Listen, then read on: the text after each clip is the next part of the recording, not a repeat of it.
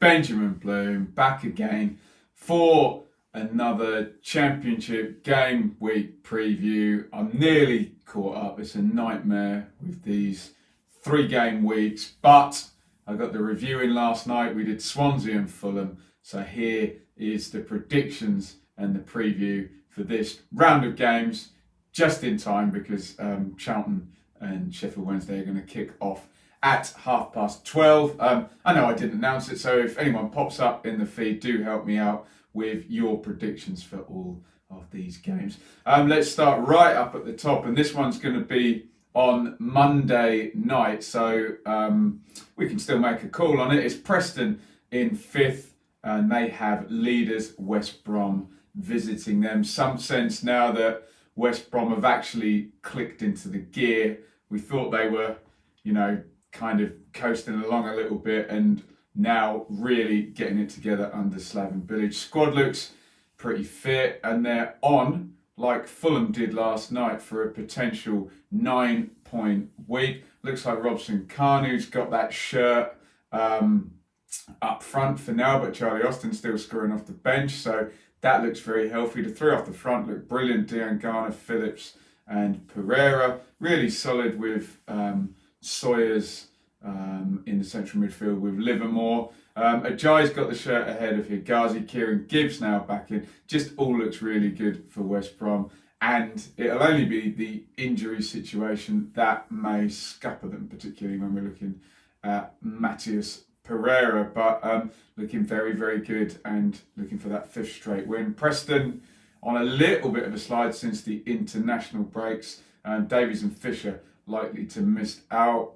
Pasta says Preston very good at home. Hope they can take something off West Brom. Preston are indeed very, very good at home. I don't know if the cliches about cold northwesterly nights apply to this one. With that in mind, West Brom would probably be happy to go there and have a point and have 7 points from the week, although they're going to want to keep top spot, and if that's the case, Leeds look like they have a little bit of a banker, so they would need the win. Let's call it a draw and say that Preston do pick back up and tune into that really good home record that they've got, although again, with this being the Championship, you wouldn't be surprised at any outcome. Let's go for a scoring draw, Preston versus West Brom. Leeds in 2nd will like the look of this weekend. They've managed to play ahead of West Brom the last 2 times, so they can go back top again. And it's Leeds at home to a struggling Middlesbrough team who did get their first win in forever to pop out of the bottom 3 in midweek, but that was over Barnsley. This is away at Leeds, which is an entirely different proposition, isn't it? Leeds are also on the 4 straight wins that West Brom are on, and they also can do a perfect 3-game week. And the top of the table now is starting to look very populated with wins for West Brom, Leeds and Fulham. I wonder whether those 3 are now going to zip away a la Leeds, Sheffield United and Norwich did last season, and you have 3 for 2 spots. Who knows? Forest might have a say in that as well. Tyler Roberts has done his hamstring. I don't know how badly though. That happened in midweek, so it's likely that Hernandez moves across into the 10 position where some people prefer him, and Costa to play down the right. Even worse news for Borough. So Paddy McNair is doubtful, but George Saville comes back, so he could take that spot. McNair's been good. Marvin Johnson obviously is going to be suspended after that silly red card he got against Hull. Dyke Steele and Assombalonga doubtful. I know much has been made of Borough missing big chances, but Assombalonga was really good in that game against Hull, and I just think Fletcher and Assombalonga just need to play and build that partnership and hope the goals come. Doesn't look good for Borough in this one, does it at all?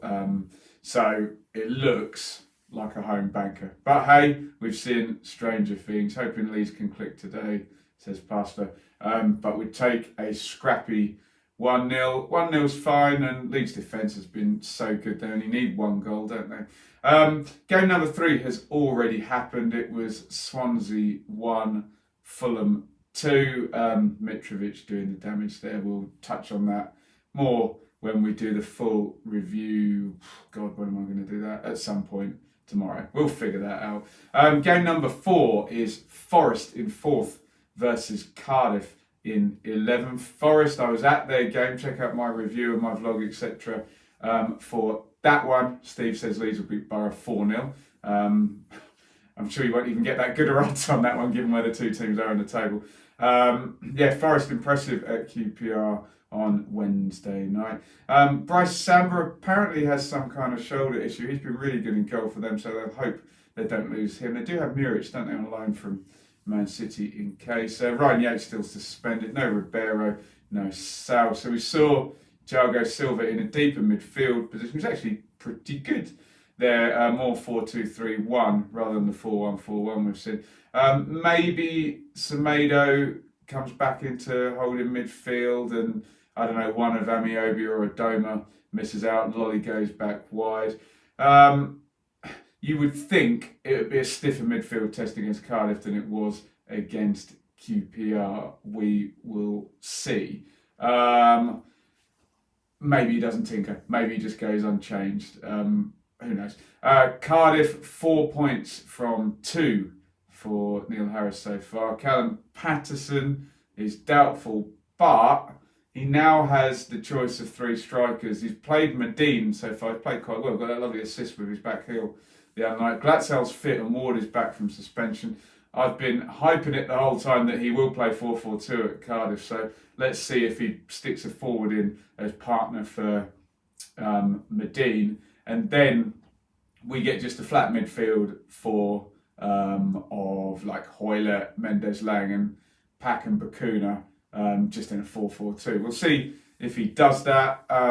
It's just getting outnumbered in that midfield, but Millwall never had an issue with that because they were so busy pressing. Jamie says Super Danny Cowley. We'll be on to Huddersfield in just a second. Let's go for a bit. Be interesting if Forest did get another win, because that would really put them, into a kind of 4-horse race. I'm going to sit on the fence here and let's call this one a draw.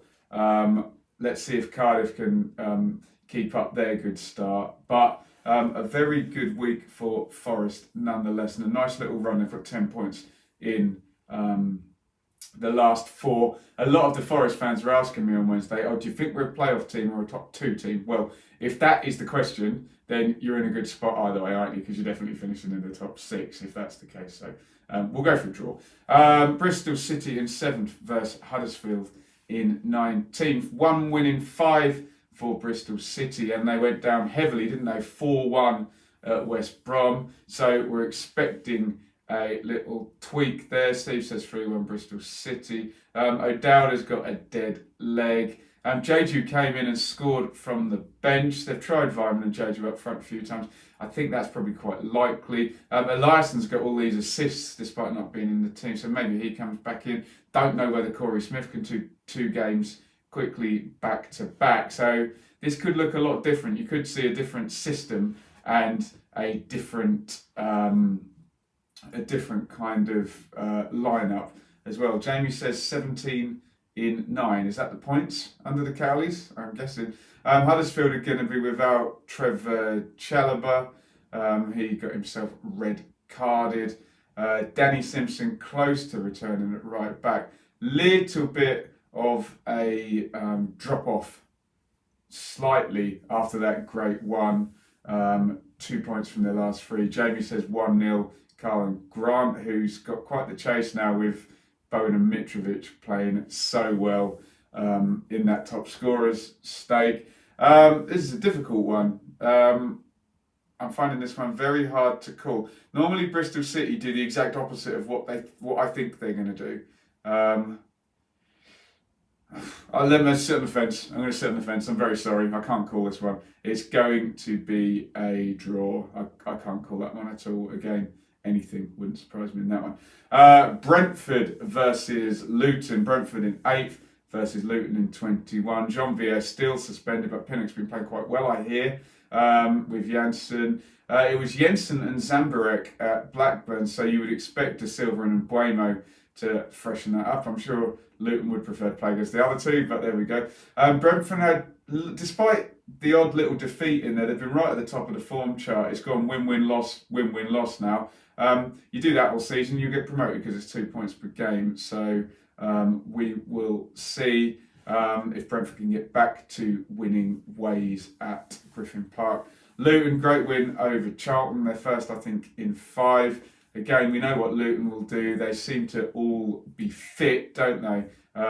Let's hope they don't have to work too much longer for the win. Izzy Brown playing really well. Just remember how open Luton are and how many chances Brentford create at home. Should be entertaining, but you would expect Brentford get the win. Could be in the top 6. Yes, the goal difference says they could. And in fact, if my predictions happen, they will be in the top 6 by the end of the day. How's that for a hot take? Game number 7, Barnsley versus Hull. Barnsley down the bottom, Hull up in 9th. 4-0 over Preston. So Hull in really good nick. They had Batty and Irvine sitting. Bowler and Grzycki on the wings. We saw this at Fulham, didn't we? And Bowen in the 10 position off McGuinness. That will likely be unchanged, although Kevin Stewart's played a lot, so maybe he comes back in for Batty. 13 points from 6 for Hull, and they could also be right on the edge of the playoffs, just 1 point off. Good job by Grant McCann. Barnsley, 2 away games in this 3-game week. Not a nice start for Gerhard Struber. Helm, they need to test sort of head injury, concussion stuff. Dougal, McGinn, Schmidt and Civic could be available. Barnsley really getting cut adrift now. 8 points from safety. Are they going to be this season's Ipswich? You always think in a 46-game season, there's plenty of chances to get the 3 points, but this does not look good for Barnsley at all. And how can a defence that shipped 37 goals so far deal with Jared Bowen, who with Mitrovic is just unstoppable seemingly at the moment? I've got to go for an away win. I can see Barnsley scoring, but I think Bowler, Grzycki and Bowen could have a useful afternoon, let's just say. The early game today is game number 8, Charlton versus Sheffield Wednesday. God, Sheffield Wednesday sliding after the excellent start when Monk took over. Dawson will still be in goal. Palmer suspended. Borna joins him after 5 yellows. But like Hull, Wednesday could jump up a few places. We've still got this really concertina. Charlton 17th, 23 points. Brentford 8th, 27 points. So it's still, 4 points over 2 games really fires you up, and 1 point over 2 games really fires you down. So let's see. Conor Gallagher is suspended for Charlton. The injuries are just killing Charlton at the moment, aren't they? Because it's been Gallagher and Cullen. They're both out now. So I don't know who'll be in there. Pretley, Morgan and one other, Doughty maybe. Oshalaja, if you wanted to shore it up and play 2 sitters, is also out. So Lee you can't do a lot. Lecco and Bond have been carrying their share, assists and goals up the top in the absence of Williams and Taylor. But Charlton have conceded 2 or more in 8 of their last 11 games. So, yep, you can stick the goals in, but unless you put 3 in, you ain't winning if you concede 2 every game, which is not good. I know Charlton have had good news off the pitch, but I just think the midfield too had been really the jewel in the crown of that start of the season. Neither of them are there, so I've got to back an away win for Sheffield Wednesday today, I'm afraid. So impressed with Cullen and Gallagher when I saw Charlton beat Leeds. I just can't back Charlton without either of those guys playing. Game number 9 is Gary Rowett returning to one of his former clubs, although that happens most weeks, doesn't it, in the Championship. Birmingham versus Millwall. Birmingham 15th, Millwall 12th. Harley Dean is back from suspension for Blues. Jimenez got in the team in midweek, but also got a 5th yellow card. So despite the fact he got in and he scored, he will not be around today. Jutkovic, I assume, was just rested and on the bench, so he'll likely come back in. They've been trying this new guy, Bella, either up front or off with Magona the other side. So I don't know what Pep Clotet will do, whether it will be a 4-4-2 with Bella up front or they'll try a 4-2-3-1. I do like the idea of Crowley in the 10 position though. Millwall, they're still in that nice new manager bounce. What do the stats say? Win, loss, win, draw. That is 10 points from 5. That is 2 points per game. That is the gold standard according to me. Matt Smith has scored a couple off the bench. So they've got competition up front now with Smith, Budvarsson and Bradshaw. So he's got an interesting dilemma now, Rout, because his attacking midfielders, the likes of Wallace and Mollenby and Mahoney, have been looking good. Does he go for a front two and play 2 of those forwards? We'll see. Jed Wallace, the form guy, he picked up another assist against Wigan midweek. I don't see either side losing this one, so I'm going to have to go for another boring draw here. Although Millwall set up beautifully and won at Swansea, so maybe they can get another away win whilst Birmingham are still configuring that front end of their team. Game number 10 is Stoke versus Blackburn. Lovely surge by Tony Mowbray. 3 wins in the last 4 games. Danny Graham is back, and they're another team that hasn't found the formula up front. Despite Bradley Dack playing well, so maybe Gallagher hits the bench, Graham starts. We know how well he links up with Dack, who's already got 8 goals. I think it's a great start to the season. He did this last season though. Don't let us down, Bradley. Derek Williams, doubtful. Don't know whether he'll play at the back or not. Stoke got their first defeat under Michael O'Neill at Cardiff.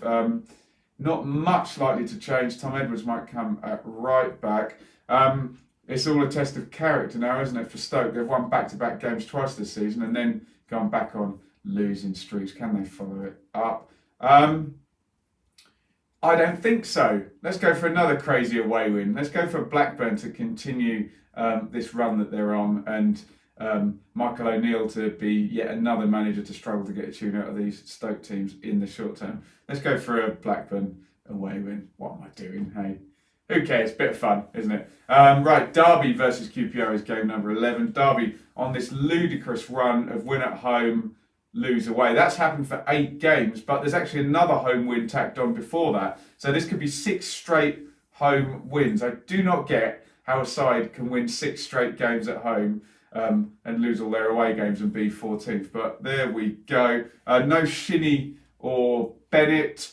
Shinnie's probably a bigger loss than Bennett, given how their squad is stocked. It will likely be Bielik and Evans in central midfield. I know Craig Forsyth played central defence the past couple of games, so I don't know about Matt Clark. You'd assume if he's fit, he would go in ahead there as well, and Forsyth would hit the bench. As I say, I don't think the Bennett thing will affect them. It's been Waghorn and Holmes, Lawrence off, Chris Martin. Obviously, Jack Marriott's still around there, but just can't quite get in under any manager there. Lee Wallace would be suspended for QPR. He got a red card in that game I saw in midweek. Will Warburton start Wells and Hugel together? Will he put Eze and Chair in the same midfield? Seems to have gone defensive. He's got the likes of Cameron and Scowen on the bench if he wants to shore this up. But it seems to me that shoring it up and going tight doesn't actually play to Rangers' strengths. They got them into the top 6 just a few weeks ago. Freddie asks, at this stage of the season, can you see whether any teams you've played could survive 1 season in the Premier League without big spending? What a great question. You'd think Leeds with their manager, the manager would be good enough, but no, they'd need to spend, wouldn't they? I think the answer's no, isn't it? All those top 3, West Brom would be, they look like they've got a first team that could do it, but who knows? Sheffield United are doing the thing of actually just playing the same team, which is what my team Ipswich did when Ipswich, the best ever promoted team, finished 5th in 2001. No, I don't think anyone can. I think they all need to spend. And to be fair, Sheffield United spent, didn't they, on McBurney and Mousset and Freeman and Robinson. Norwich didn't spend, and they're right down the bottom, and Villa did. So maybe maybe that's the answer. Spend your TV money as soon as you go up, and then if you get relegated, you've still got a better squad, haven't you? One more game. Oh, did I make a prediction? I didn't, did I? Yeah, Derby. I think Derby going to get a 6 straight home win. QPR confidence looks really shot at the moment. Last game is Wigan versus Reading, bottom 6 clash. No, that's not fair on Reading. Reading is 7th bottom. Okay, 18th versus 22nd. Yidam's available again for Reading at wing back. They made the game against Leeds quite stodgy, which I actually thought was a good thing because they've been a bit of a pushover before Reading at home. But they're 2 straight defeats, aren't they, Reading, after that good run? Redbourne Forest boy asked, where will Forest finish? Let me answer that in just a second.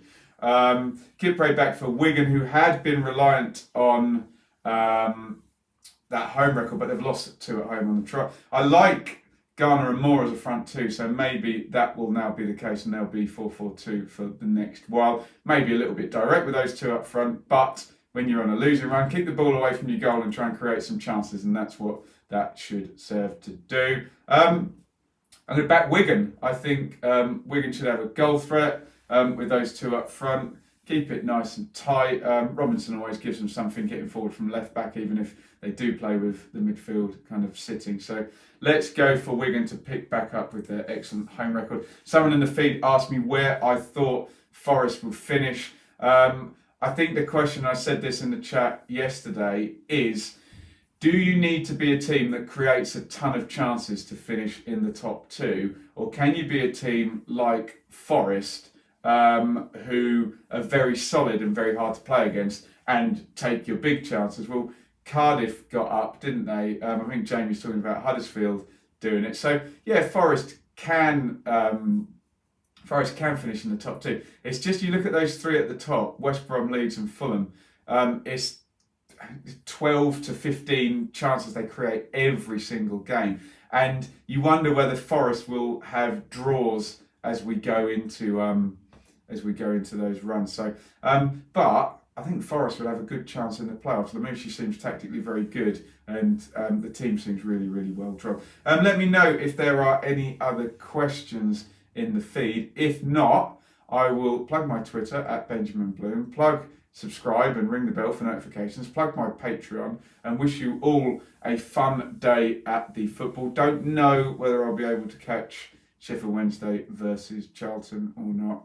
We'll see what the plans are when I talk to HQ downstairs in a minute. Oi, yeah, says, where will Millwall finish? That's a difficult one, isn't it? You've got basically about 10 teams in the middle of the table who could finish anywhere between 9th and 17th.